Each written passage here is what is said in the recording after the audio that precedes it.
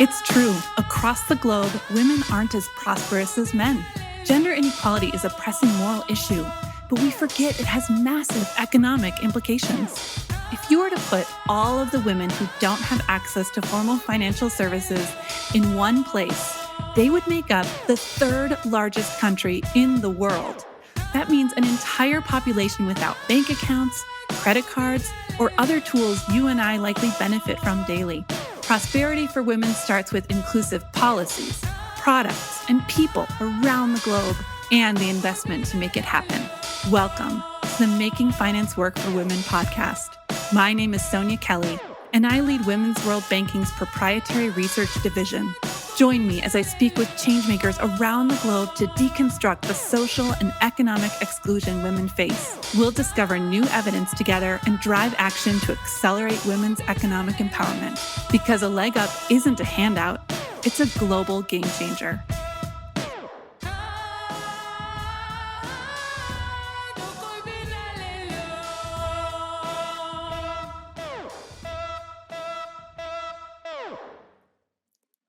Indeed. Welcome and thanks for tuning in to the Making Finance Work for Women podcast, streaming exclusively on LinkedIn. Today we're talking about finance beyond borders, women's financial empowerment in times of crisis. I'm your host, Sonja Kelly from Women's World Banking. If you are listening live, you will also see me in the chat. You can see me over there if you're on your computer. It's on the right side. If you're on your phone, it kind of pops up. I'm hoping that we're going to be able to have a parallel conversation today over there while I talk with our guest to have a more enriched and interesting discussion. I'm going to also be sharing additional insights and resources as we go along. So don't switch your browser. I want you to be able to catch those things. Before I get started, I want to give a special shout out to Women's World Banking's Making Finance Work for Women sponsors. Our leading sponsor is the Bill and Melinda Gates Foundation. Our scaling sponsor is Ernst & Young. Our broadening sponsors are MetLife Foundation and the European Investment Bank. And our supporting sponsors are the Sasakawa Peace Foundation, the United Nations Capital Development Fund, and the International Finance Corporation. We're also incredibly grateful to our core funders at Women's World Banking for enabling our strategy, including Australia's Department of Foreign Affairs and Trade, the Swedish International Development Cooperation Agency, and Visa Foundation. And thanks to you for joining. I know that this is such a busy month. September is just nuts. I've been seeing conferences pick back up again. Global fora like the G20 and the UN General Assembly are quite busy. I know we're all feeling the crunch, and that's why I'm especially grateful that you made it here today. I would argue that this topic that we're discussing of women's financial empowerment in displacement or in times of crisis is even more important against the backdrop of those conversations, and we'll get into that today. Today, we're discussing the potential of financial services to meet the needs of displaced women. Before I introduce my guest, per usual, I'll give a bit of an introduction to this topic so we all have a baseline knowledge. I think this is perhaps the most important issue for the financial services industry to be addressing in the next decade. Displaced women are a population that we can't ignore as a financial services community. There are about 100 million people right now who are living in displacement, according to UNHCR. That is double what it was a decade ago. War and climate, changing economic realities have driven this number to twice what it was. And that's something that is so, this is multi-causal. And it's something that's just not going away. The UN actually estimates that 80% of climate refugees are women. And the number of people living in displacement is only expected to continue to grow given the drivers of displacement. Now, Women's World Banking has been following the journeys of Ukrainian women who are displaced by war and living in Poland, Romania, and Moldova, recognizing that about 90% of border crossings in the early days of the war were women and their dependents, in part because of a policy that did not allow men of working age who are Ukrainian to leave Ukraine. We're grateful for the partnership of the MetLife Foundation in this work. And there's one story that came out of our research recently that really sticks with me that I wanted to share. There's a woman we talked with named Nadia. She was a nurse practitioner in Ukraine, and she was hiding in a shelter in Mariupol in the early days of the war.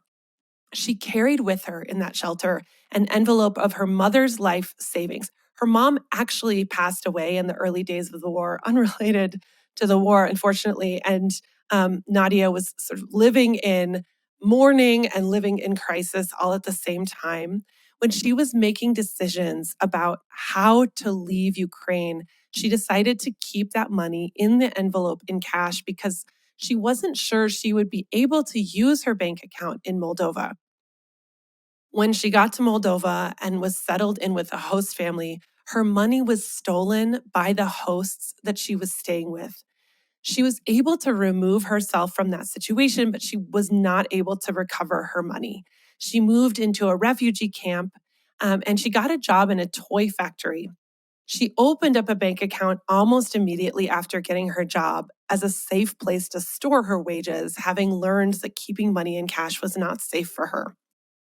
When we talked with her, though, and this is something that is so interesting to me working with women around the world, she emphasized that she still does keep a little bit of money in cash for two purposes. One was to buy bread, and the second was to buy hair dye.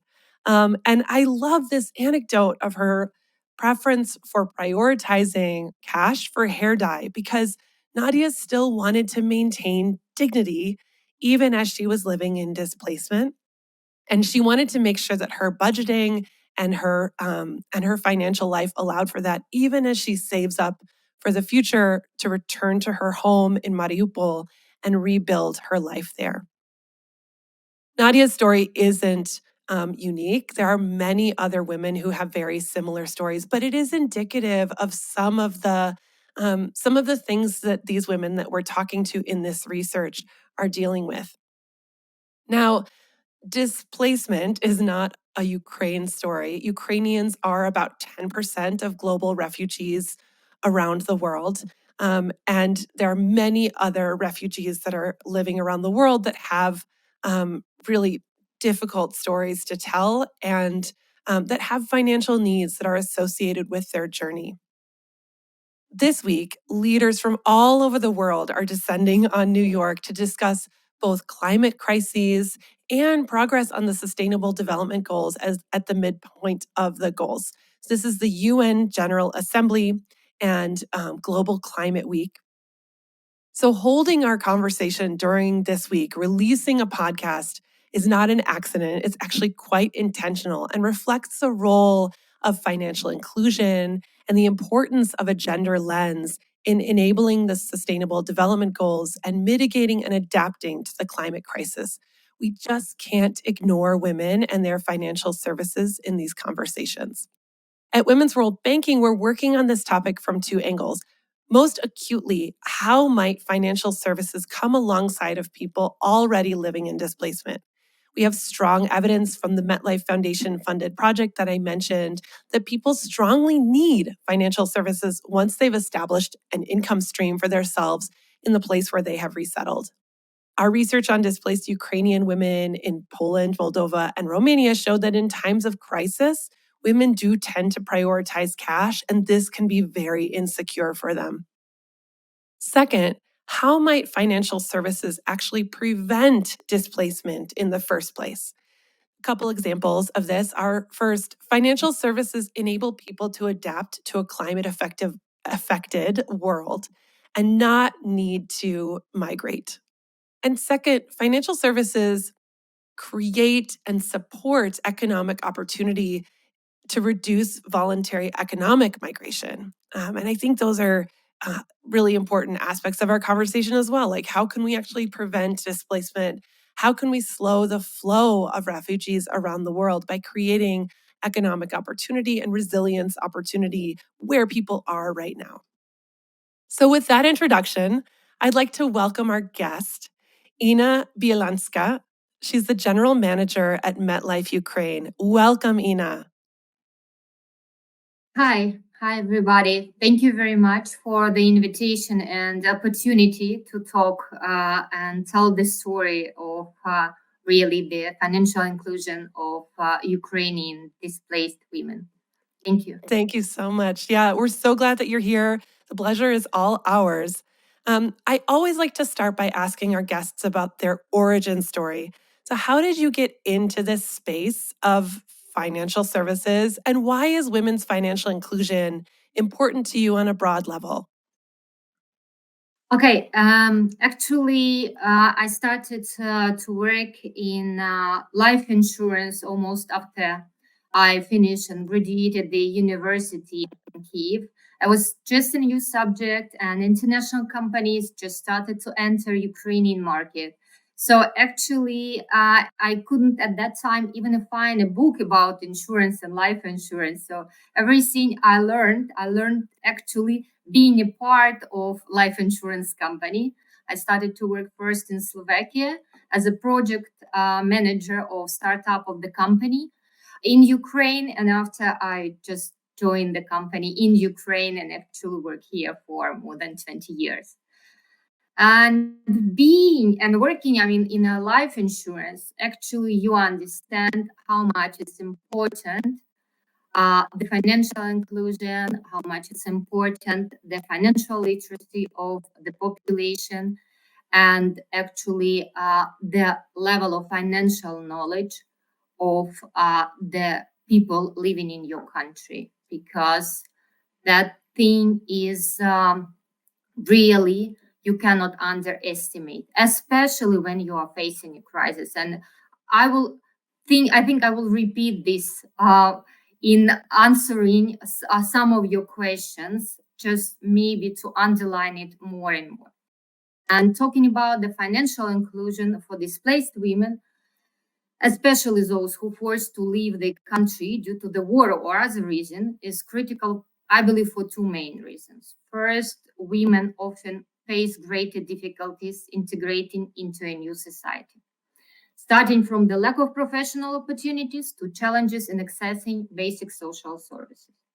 And given that they are often responsible for children and their family members, their access to resources directly affects the well being of their families. And second, I believe also ensuring women's financial independence is a key element in creating a sustainable and prosperous society. Because women with access to resources and opportunities, they can invest in education, children education, health, business, charity, and ultimately in the development of their community.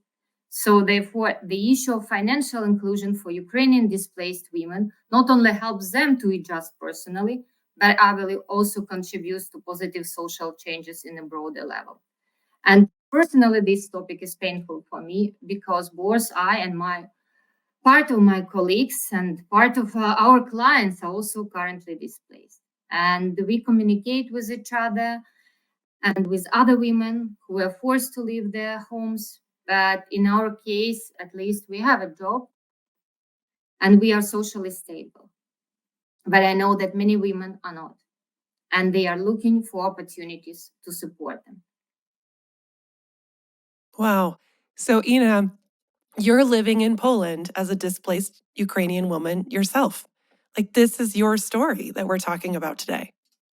Actually, my story completely proves the statistic we have about the displaced women from Ukraine around the world. So I'm really now located in Poland, and according to the end of the year statistic, there were 1.4 million Ukrainians who moved to Poland after February 24th, 2022. And I don't believe the situation changed significantly, so we can use and trust these numbers. So 85% of these are refugees and they are women. Yeah.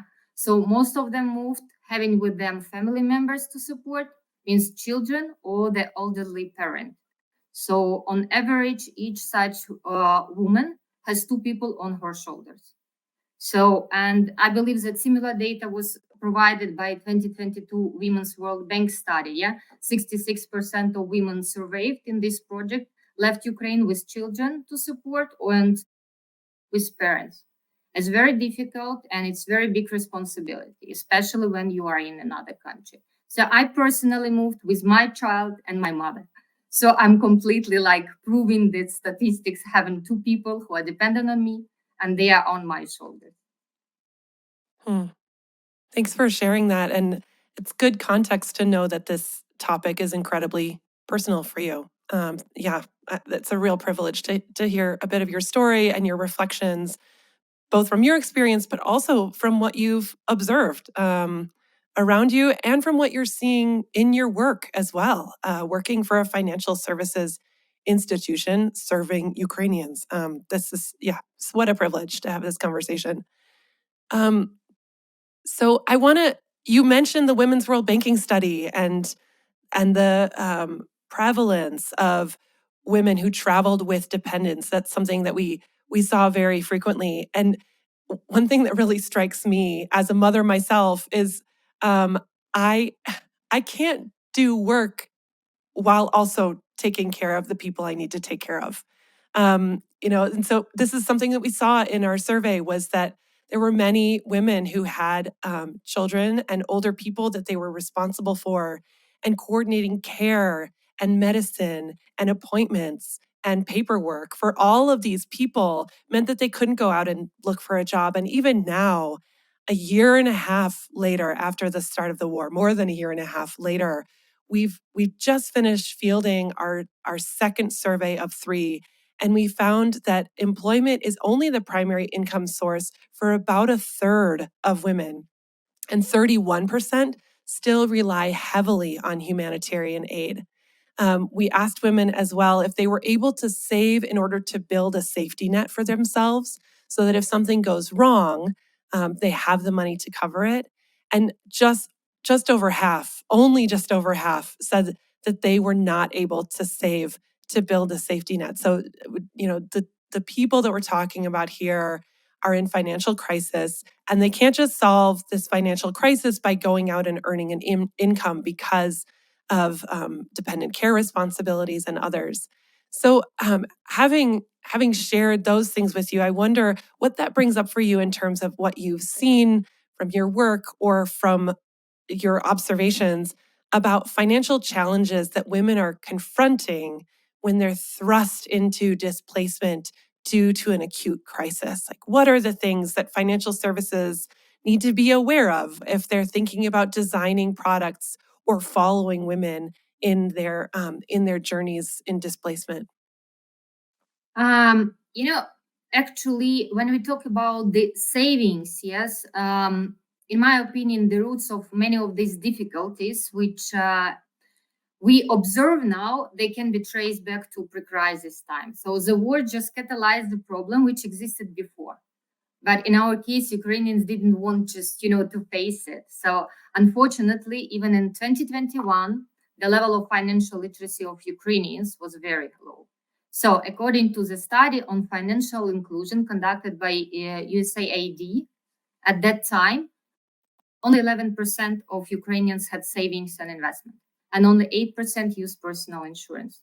So this applies to both like women and men, but considering that average income of Ukrainian women is still lower than the men, it makes it even more complicated for women.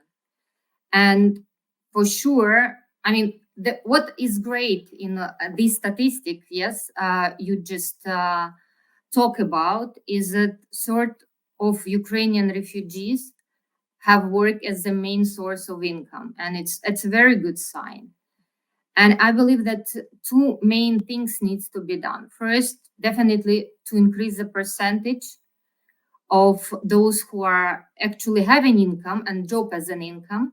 And I believe it will happen even naturally because we need to understand one thing that first, part of the women had to settle their basic needs and their standard of living in a new country. It's not easy.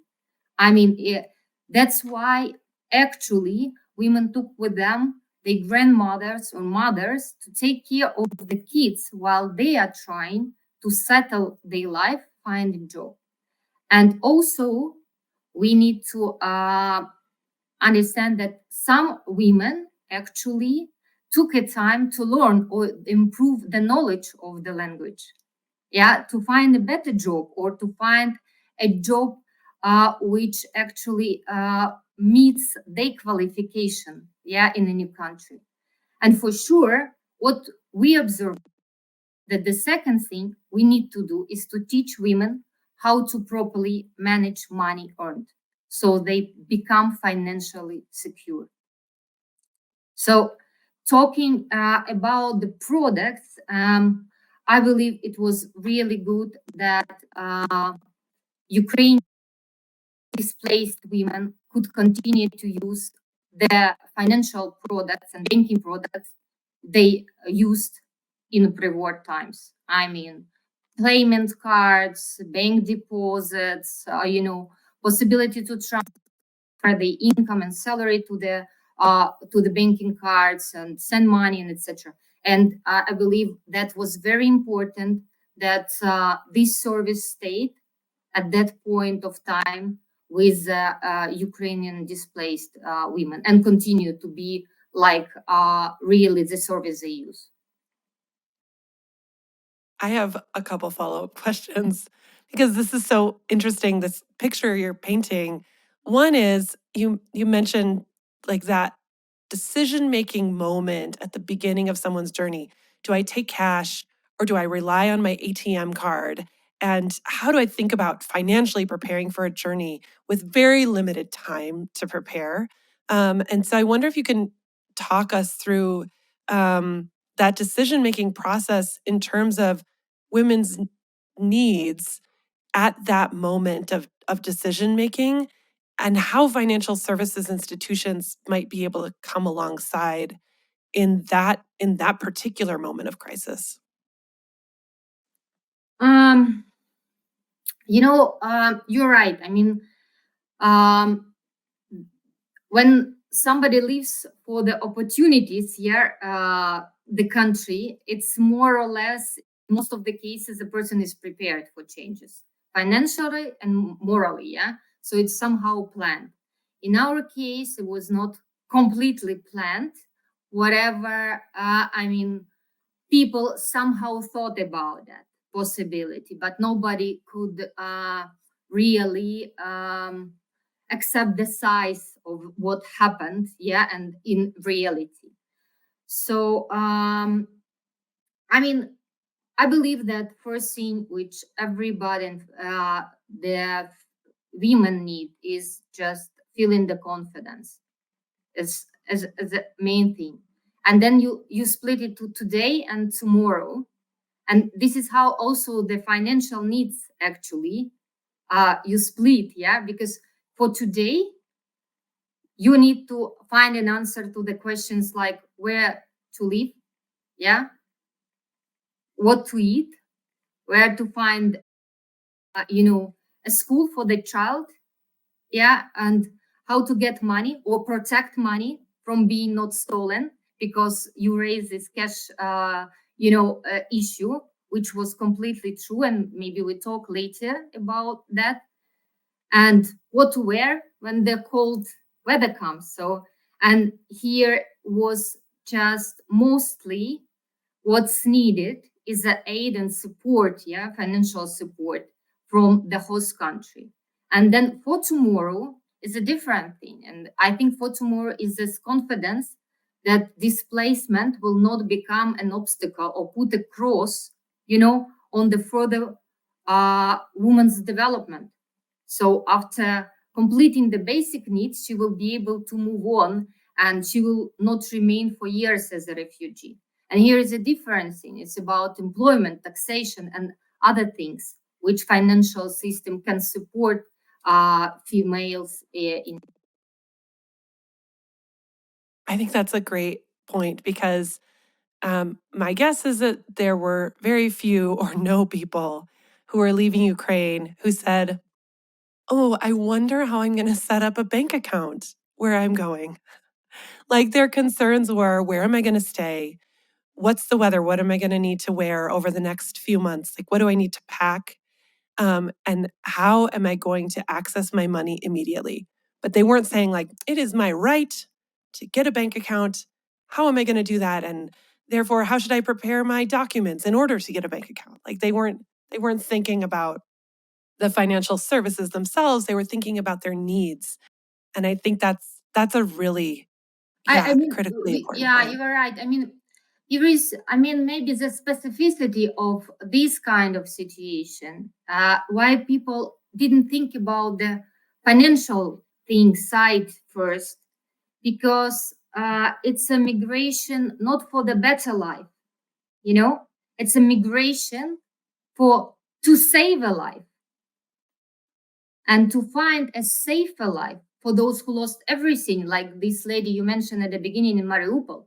I mean, you lost everything in the country of your home country, and you saw something which most probably stay with you and your kids, yeah, forever.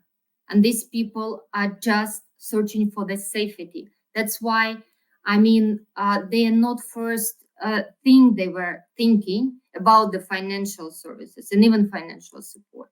It was just safety and save a life issue. Hmm. And that, Inna, makes my question to you about like, what do women need in that difficult moment of beginning their journey?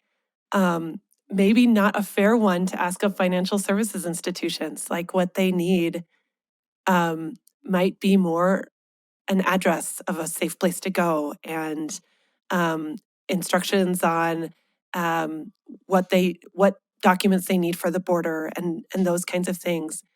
And you mentioned earlier that in 2021, um, Ukrainians were not necessarily as financially literate as they should have been. You also mentioned only 8% of Ukrainians had personal insurance. And so that makes me wonder, like, if the critically important role for financial services institutions happens before the crisis to prepare people so that they have a base level of financial literacy, so that they can be, as you said, confident in the financial services industry and also in their ability to manage their finances in the financial services industry and to navigate multiple products they're going to need. Those aren't things you can just teach somebody as they're packing a suitcase. Those are things people can absorb when they're not in crisis, before crisis happens. Yeah, yeah. Really, here I believe that financial institutions' role, I mean, social role even, is just to assure and to promote the financial literacy among the population. And that's also, I'm thinking like we are talking, unfortunately, it will not be the last crisis in this world. Yeah. And if we think about the future, and we see potentially is that this or that region could be could possibly face the crisis, and again, some people had to leave the country. That's having the knowledge or financial knowledge is very important, because people are completely lost when, I mean, they are in shock additionally, yeah, but this absence of knowledge really makes situation even worse. I mean, people don't know the rules. People don't know how much money they could take to cross the border. That's why people were afraid even to declare the money they had with them. I mean, the why the people had the money in cash was different thing, and it's actually was very risky, but it was justified approach in such a situation. Yeah, but the people didn't know if they can cross the border with that amount of money, or maybe the customs of the new country just take this money away. So when they arrived to the country, in the new country, it was even difficult to place a deposit for them. That's why, you know, they faced even the difficulties, you know, and the problems that some money were stolen, because this money were not declared. It's not official money. And we understand that the hosting country is having, for sure, the rules of financial monitoring and everything for their citizens, yeah, and for local people, which they apply for the refugee. And for sure, many of the problems refugees faced crossing the border could be avoided if there was any knowledge, on the finance and financial services, and some knowledge on really the customs and legal issues and basic financial services and support. That's definitely. Hmm. Hmm. I have so many more questions, and I'm sure our listeners have questions too. If you're listening and you want to drop questions in the chat for Inna, please feel free. I'm trying to prioritize mine just because of the limited time that we have. So I just have a few more questions for you, Inna. One, it would be a missed opportunity if I didn't ask you about insurance. Can you tell me what aspects of insurance or what aspects of displacement that insurance products directly address? And like, what are you working on in your job? Okay, so yeah, thank you for this great question. I'd say so. The importance of insurance products cannot be underestimated in general, yeah, and for displaced women especially. And here again, yeah, I want to underline how the level of financial literacy and knowledge of financial product is important in general, yeah, because this knowledge is a life vest for the household.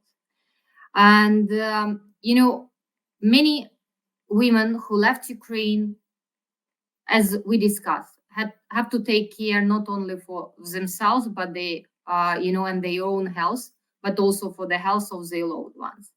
And considering that the war itself and the change in the usual living conditions, uncertainty in a new city, and colossal stress, each individually and all of them together, often hit the health.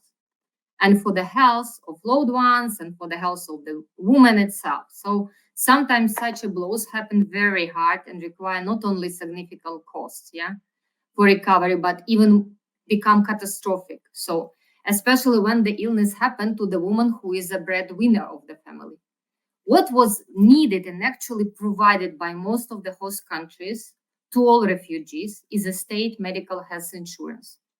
And it was provided almost immediately or upon registration. I mean, the registration once you are registered as a refugee, which was and is for now extremely needed in case of urgent and critical cases. Still, we all know that in part of the countries, you need to have a private medical and health insurance to protect you and your closest one, because the state health insurance is not covering everything. Or in time, it's like, postpone, yeah, the treatment, yeah, due to some cure line, or I mean, some bureaucracy. So, and unfortunately, at the time we moved, I was not offered such an private health or medical insurance for, unless if you are not like having a job, if you are not private entrepreneur, if you are not properly registered, because of some financial monitoring requirements, because of the procedures developed by insurance company for actually their own citizens. And what was very good that now, what for example in Poland, what I see that insurance companies started to offer such a products for displaced people with simplified procedure of onboarding, which is great. And another good thing, I'm trying always to find something positive, yeah, that part of the displaced women learned about insurance and its great importance, this value for the first time being abroad. So they just realize, how much it's important to have a personal insurance. And I really hope and believe that they will start to use it while they are back home to Ukraine after the war.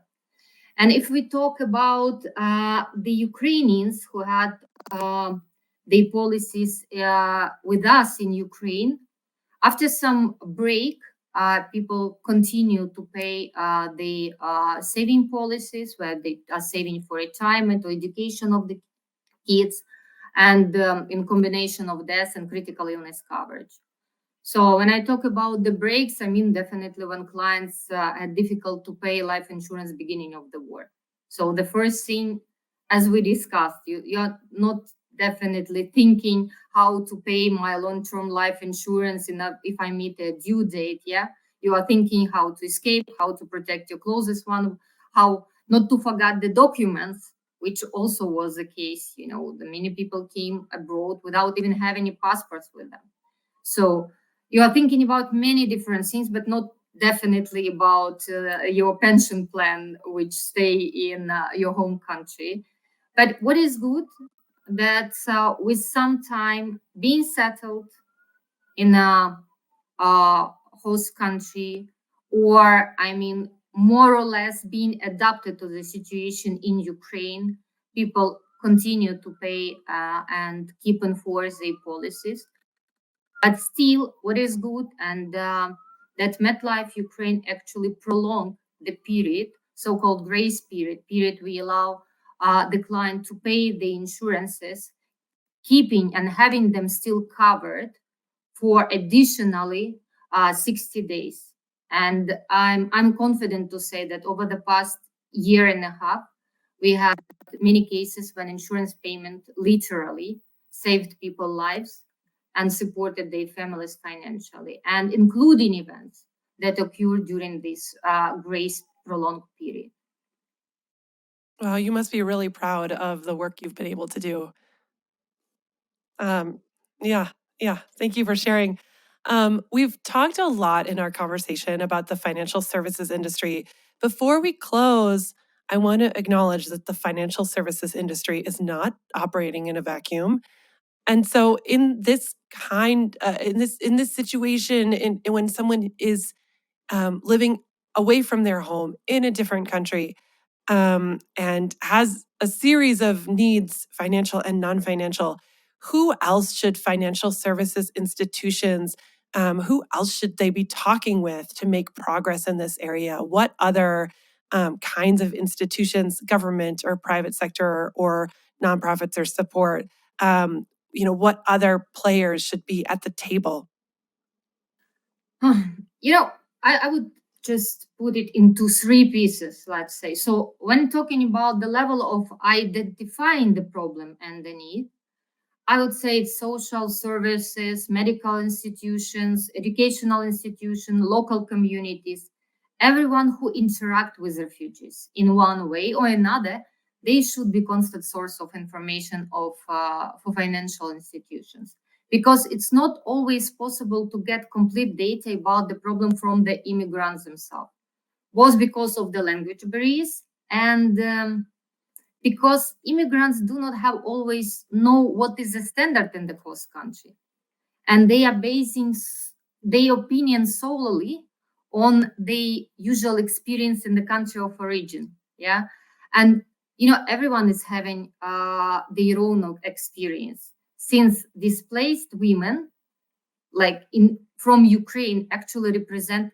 three economical classes of the society. So the experience is different. So and the opinions are different. Yeah. If we are talking about the level of solving needs, I believe that tax officials and legislators should be at the same table together with the financials, because the tax issue is not solved, is not clear.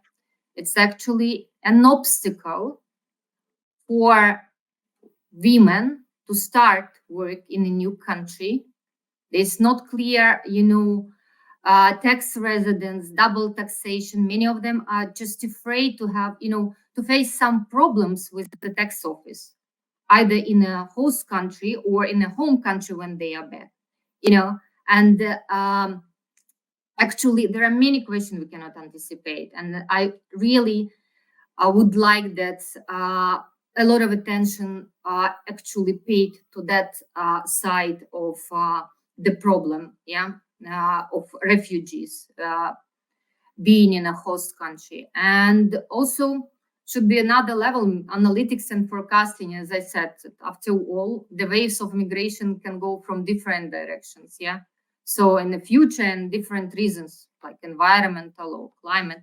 So therefore, maybe it was predicting in advance such opportunities and direction from which migration can go, and think over possible problems and ways to solve them. So based on social, cultural characteristics of the country and potential sources of migrants.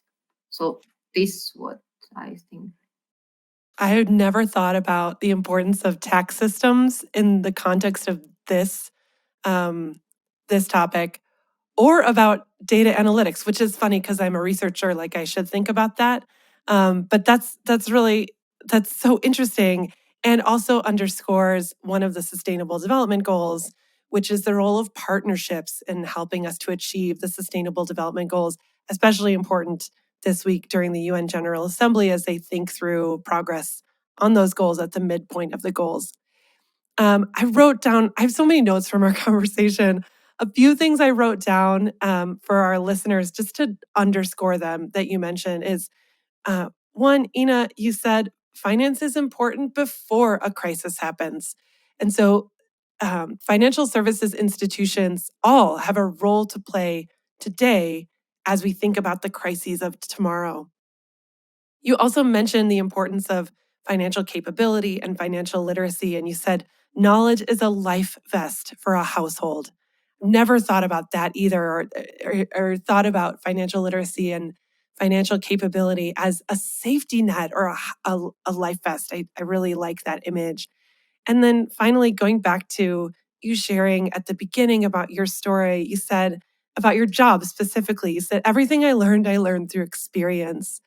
And there's so much about what we're learning right now as an industry that we don't have a playbook to address. We don't have a textbook that tells us how to deal with people who are in crisis. And we're learning as we go along. And that sort of posture towards learning through experience and taking lessons learned and applying insights for the future, I think is critically important. So those are the things I'm taking from our conversation. I wonder if you have any other final word that you'd like to leave our audience with, a call to action or something else based on our conversation. You almost concluded everything what we talk about. What I just want to say, we were not prepared, and really the level of financial literacy of Ukrainians was not that high. But really, I observed for these last 1.5 years that refugees and displaced women are not alone.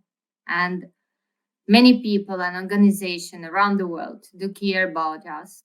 And there is always light at the end of the tunnel, And I want to thank Women's World Banking for being a part of such a support. And thank you for the opportunity to talk and your contribution to the financial inclusion of displaced women around the world.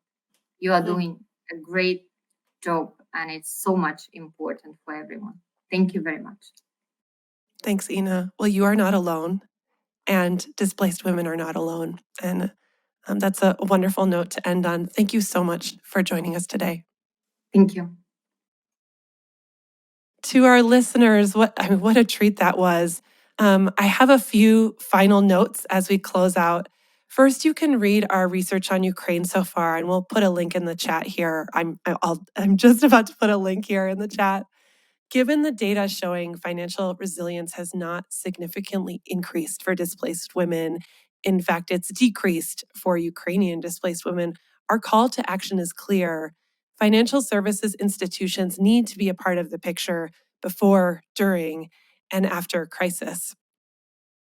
Also, financial services has limited ability to serve displaced people in contexts with poor digital public infrastructure. And this week I've seen a lot of conversation at the UN General Assembly about digital public infrastructure. We at Women's World Banking just partnered with a coalition to put out a strong set of easy to understand recommendations on elements of digital public infrastructure that contribute to women's financial equality. And so you can read that publication, which is called Reaching Financial Equality for Women, at the link that I'm putting in the chat here. And finally, climate is everyone's responsibility. This week is Climate Week. And the financial services community as a whole, if I may say, is late to the game in trying to address climate crises and prepare people for climate crises. We have a research agenda that's focused on climate at Women's World Banking, and I'd like to link to that as well if you want to explore that. Finally, mark your calendar for our next podcast on LinkedIn Live on October 19th, which is the third Thursday of the month. Just so you can remember it, it will always be the third Thursday, as this day is as well. I'm going to be joined by a distinguished guest to explore the potential of gender-focused investment strategy and its viability as an entry point into ESG, which stands for environmental, social, and governance investing. So I look forward to seeing you then. Thanks again for tuning in, and see you next time.